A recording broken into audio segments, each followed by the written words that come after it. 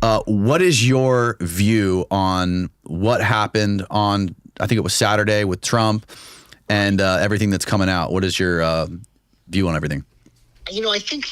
I think the easiest explanation is probably the best explanation at this early stage, and that is that this was a colossal, historic screw-up on the part of the U.S. Secret Service. Let me add a little detail, too. I grew up walking distance from this location, the Butler County Fairgrounds and Farm Show.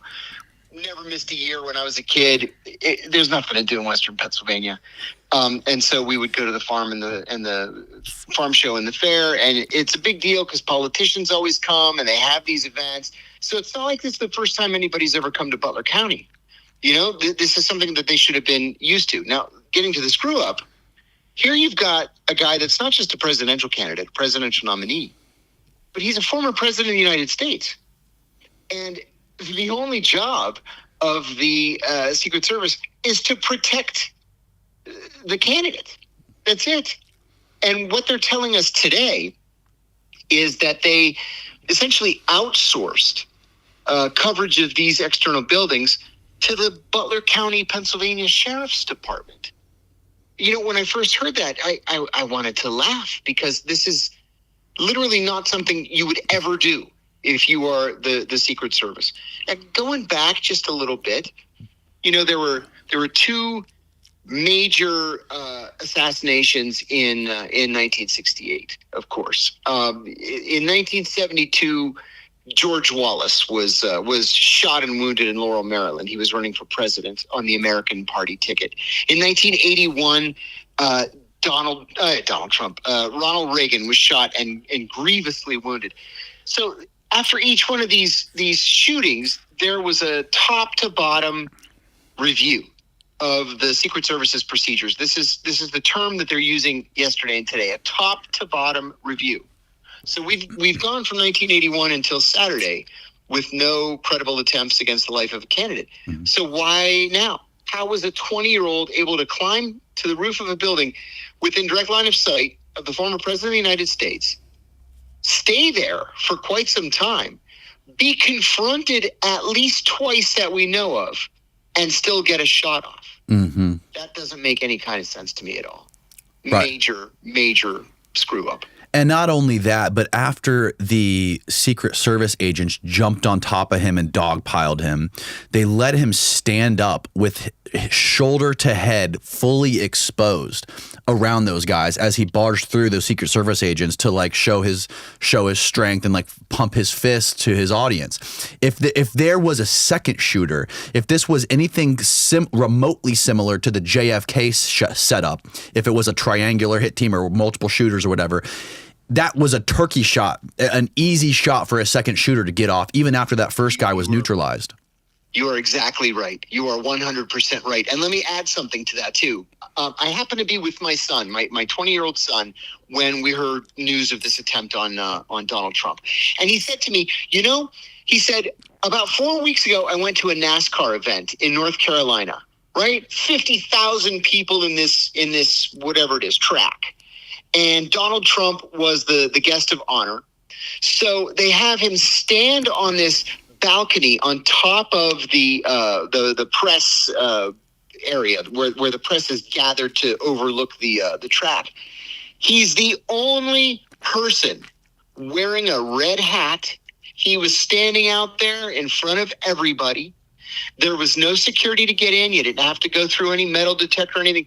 And he turned to his girlfriend, my son did, and said, my God, if somebody wanted to kill Trump, he said, this would be like fish in a barrel. Mm. So apparently this is a bigger problem than just somebody screwed up on Saturday. This is a problem with the actual standard operating procedure of protecting a candidate that the Secret Service has implemented. Now, you were in CIA for how many years? 15. 15 years, and you were overseas in war zones working with armed military, taking out people like Abu Zubaydah, capturing him. And I'm sure you've been in situations similar to this where there has to be like a perimeter set up or like people that have to be on watch. How does this typically work? Do you know anything about like how the perimeters have to be set up, how wide they have to be? Yeah, actually. And I had this conversation today with a friend of mine who happens to be a former FBI agent as well. And we were in agreement that you have to sweep literally every building. You set up a perimeter around, or that includes every building with line of sight to the candidate. And you keep sweeping it. Now, if there are buildings, multiple buildings, you have somebody on literally every single roof, just so that something like this doesn't happen. And as long ago as 10 years, we were using drones to supplement the human surveillance at places like Bagram Air Base. You know, Bagram, you've got a prison in the center, and then there's a perimeter around that, and then you've got the living area, and you've got the working area, and there's a perimeter around that. Then you've got guys outside the fence walking that perimeter. But then you've got, 2, 3, 4 drones overhead, and somebody inside monitoring the drone coverage. Again, this is a former president of the United States, and there was no drone coverage. Like we're supposed to just accept that the Butler County, Pennsylvania Sheriff's Department was responsible for this? No, that's just not real life. And is it possible that the sheriff's department, there's footage of the guy climbing on the roof with cops walking around the building looking at him. And then there was obviously, like everyone's aware of the report of the cop actually climbing up there and then like falling off after the guy points his rifle at him. Is there any sort of radio frequency between these cops and the Secret Service? Like you would imagine that the cop would be able to turn on his radio right then and there and say, shoot her. No, in most cases, no. So in most cases, because this is just like not just even a one-day event, it's a 1-hour event or 3-hour event altogether. The cop would radio back to his dispatch. Dispatch would be liaising with Secret Service, and then the Secret Service dispatcher would radio Secret Service. So you're going to lose, 15 seconds maybe, which is plenty of time to kill somebody. But that's how haphazardly this was arranged. And it's easy to fall into this rut. Well, nobody's taken a shot at a presidential candidate since 1981. They're not going to do it in Butler, Pennsylvania. Let's just get through this 1 hour, and then we wrap it all up and we go on to Milwaukee. I guarantee you that's what these guys were thinking. And the sniper, there's reports that the sniper saw the guy on the roof like 5 minutes before he took the shots, and they were looking at him the whole time. And then he was radioing his superior about it. They knew he was there, and they said, don't take the shot. And I don't know what it's like to be a guy who sits on the roof with a sniper for 3 hours. I can't imagine how boring that must be, especially when you're doing it like on multiple events, like throughout, whatever the month. But like, I imagine there's got to be some sort of fear of maybe that guy is like a SWAT guy I don't know about on that roof. I don't want to take out like an innocent cop or something like that. What do you make of that guy being aware of the guy being there and not being able to take the shot until there was 8 shots fired? Well, your assumption is exactly correct. So can you imagine you're a sniper for the Secret Service? You go through a 30-year career and never, ever fire the weapon. I can't fucking imagine, dude. That's what we were saying. It's crazy. But yeah, your thought is a good one. The sniper has to be thinking, is that one of the cops? Is that a Pennsylvania state trooper? Is it, the janitor for that building who wandered onto the roof to get a better look? Should I shoot him? If I shoot him, I'm trained to kill him. So maybe I shouldn't shoot him. I should probably radio in and say, hey, there's this guy. Now, as it turned out, rather than once shots were being fired, rather than radio back to dispatch and ask for permission to shoot, he just shot, which, thank God he did. Right. But But the system is such that it's not efficient enough to save a candidate who's under fire. It's just not. Can I ask a question? Yeah. I got my friend Matt Cox is here. He wants to ask you a question as well. You bet. Does he think that it was just incompetence, or does he think that there's a possibility that it was done specifically for a reason, like to leave open, I don't know, an opportunity for someone to take a shot?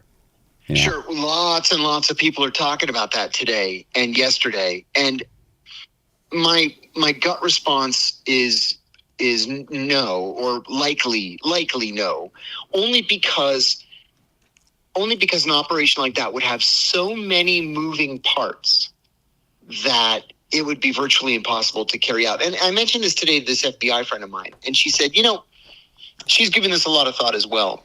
And if they were going to do that, they wouldn't have outsourced it to a 20-year-old, just some local yokel from Bethel Park, Pennsylvania. And they wouldn't have done it in front of thousands of people. It's just not the way they would carry out an operation like that. Not that they have in the past. Right. That's not what I'm saying. But in the event that there was an operation, they would miss. Yeah. They would. Number one, they wouldn't. If it was the military or any kind of U.S. organization, Trump would not be here right now.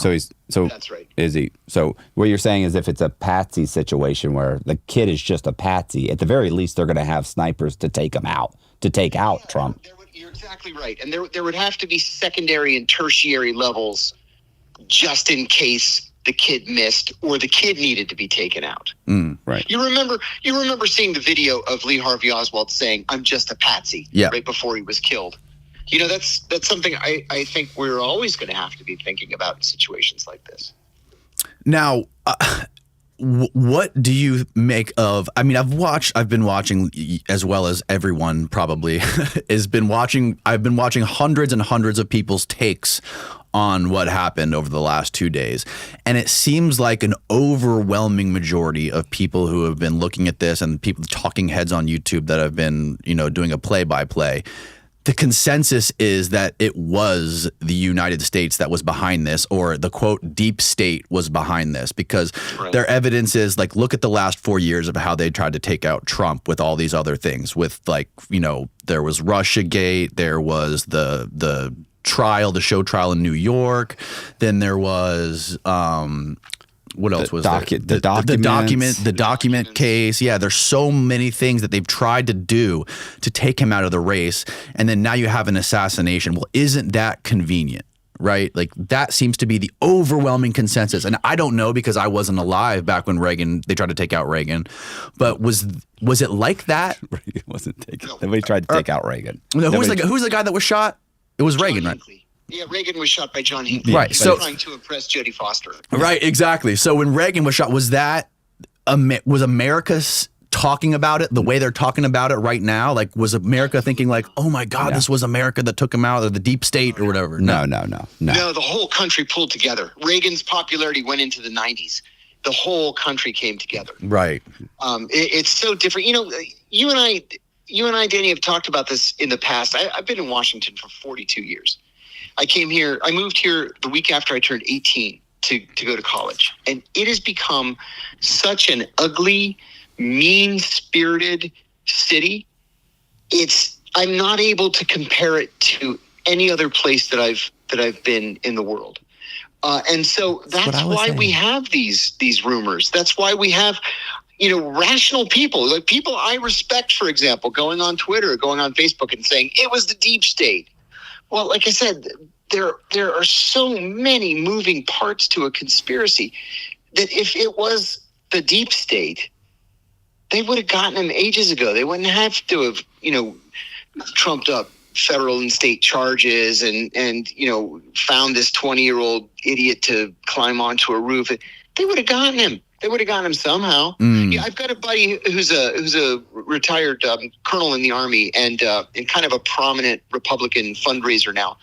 And he told me over the weekend that he went to Mar-a-Lago about 6 months ago for a fundraising event. And he and his wife they not only have concealed carry permits, but they're concealed carry instructors. And so he pulls up to Mar-a-Lago, and the Secret Service stops him at the gate. And hey, folks, how are you tonight? Do you have any weapons in the car? And he said, actually, we do. We've got 2 weapons in the trunk, but they're both secured. The Secret Service guy says, I'm sorry, you can't bring them onto the ground. He said, fine. He let his wife out, drove back to the hotel, locked up his guns in the safe, and then went back to Mar-a-Lago 15, 20 minutes later. But he said, the point is, nobody ever searched the car.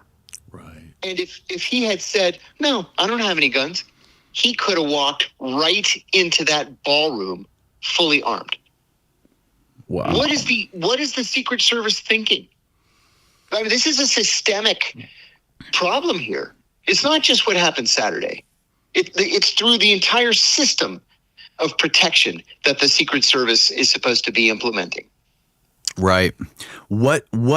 How much credit do you give to the idea that it could have been a foreign adversary like China, Russia, or Iran? Right. Well, that's something that the FBI mentioned right off the bat. That it's something that they have to consider. And how possible or how probable do you think something like that would be? Unlikely. You know, when John Kennedy was killed, the Soviets came to us within minutes. And at the CIA, you know, we keep all these historical documents. You can, as a junior analyst, you can just go through them and get an idea of what it was like back then. They came to us within minutes of Kennedy being killed and saying, we swear to God it wasn't us. We swear it wasn't us. The Chinese did the same thing. And then the Cubans asked the Mexicans to tell us, look, it wasn't us. Right. So that's a trigger for World War III. Absolutely. If you try to take out a candidate for president of the United States. Yeah, it's absolutely. Just not worth the blowback potential. Once again, you're not going to use the 20-year-old. It's the same thing. There's going to be, even if they're going to do it, it's going to be a successful operation. They're not going to leave anything to chance. Yeah. They're not going to put it in the hands of a 20-year-old kid. So, and it's not going to be from 145 yards either. It's going to be from 500 yards or 800 yards. Oh, really? Have any idea where it came from? If you're going to use a professional sniper to do it, first of all, he's not going to use an AR-15 with, you know, by all accounts, you know, 22 or 5.56 or whatever, you know, rounds, right? BBs he was shooting. Mm-hmm. If you have a professional sniper, he's going to be so far away you can't even see him, and he's not going to miss. Yeah, it's crazy, man. What do you think? What do you think would have happened if that bullet would have hit him and taken him out? What do you think the reaction would have been? I heard a take. My buddy Julian was saying that if the bullet would have hit him, it would have been like a Franz Ferdinand moment. The bullet that took out Franz Ferdinand and started World War I. Yeah. He said it would. He said yes. he said Civil War doesn't even do it justice. It would be far bigger. You know, I mentioned a few minutes ago, Danny, so many of my friends, like a lot of high school friends, for example, who still live in the area in Western Pennsylvania. These are people I've liked and respected all my life. We may not agree on politics, but we like and respect each other. We're in each other's weddings. We visit each other. You get the idea. And that's exactly what they were talking about. They would have armed themselves within moments, and they would have taken to the streets. Right. I think that's exactly what would have happened. Yeah. This was as close a call as we could have had. So, I guess the idea, I understand what you're saying. If this was an intelligence operation, it would have been successful. It would not have been so sloppy. But, what about the idea that the kid could have been MK Ultra, or some sort of foreign agent could have used him and coerced him and subverted him into talking him up and saying, oh, this might be a good idea. Even if it was a failure, maybe it could at the very least incite chaos in the U.S. and disrupt the system a bit and disrupt the populace. You know, at the very best, maybe the crazy kid gets lucky and hits his shot, but you're essentially saying that no, that's too sloppy. Even if it was just one kid that they tried to brainwash or subvert somehow, they would have had a backup option in place. Yeah, they would have. And you know, not every country is capable of carrying out an operation like that. Especially if you're talking about MK Ultra and mind control and hypnosis and all that stuff. You're talking about 3, 4, 5 countries that are able to do it. Russia, China, Israel, North Korea. That's probably about it. Right. We know it wasn't Israel. Israel just gave him $100 billion or $100 million, right? Yeah, that's right. Adelsons. That's right. Yeah, exactly right. 150 million, something like that. Insane. No, it wasn't Israel. But yeah, again, the blowback potential is such that, I mean, let's say the Chinese did this. Right. And we were able to develop information confirming that the Chinese had done it. I mean, you're talking about a nuclear exchange being the next step if it had been successful. Question. And we had caught the Chinese. Matt has a question. First off, I think it was just a 20-year-old, but yeah, I do too. For the content's sake, assuming that it was, I don't know, whatever you want to call it, deep state or an attempted assassination that failed, and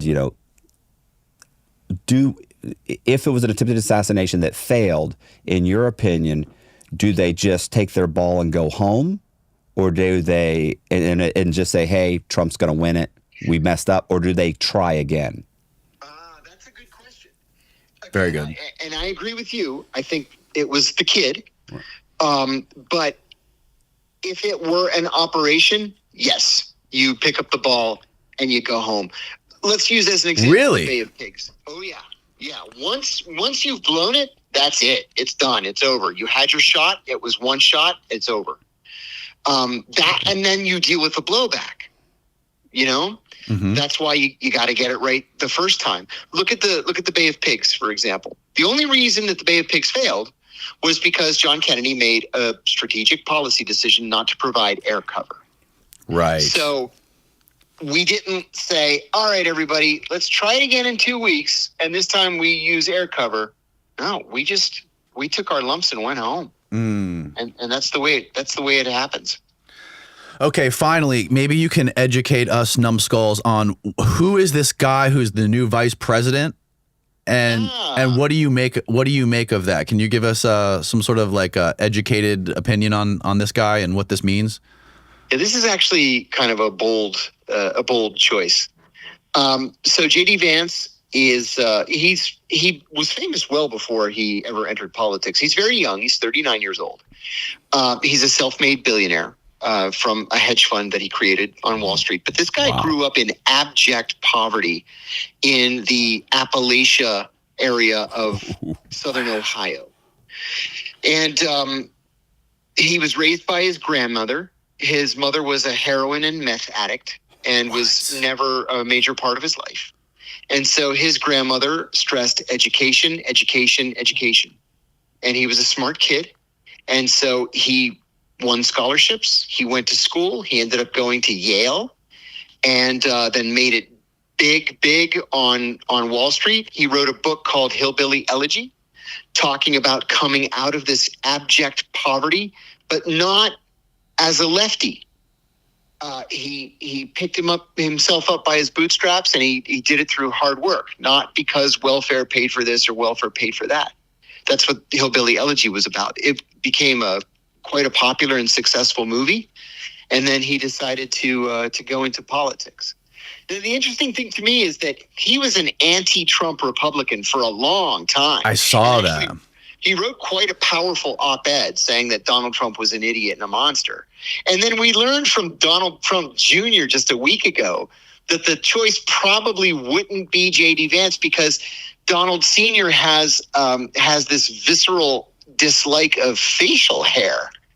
And he had mentioned to family members he couldn't stand the thought of looking at J.D. Vance every day with a beard and mustache.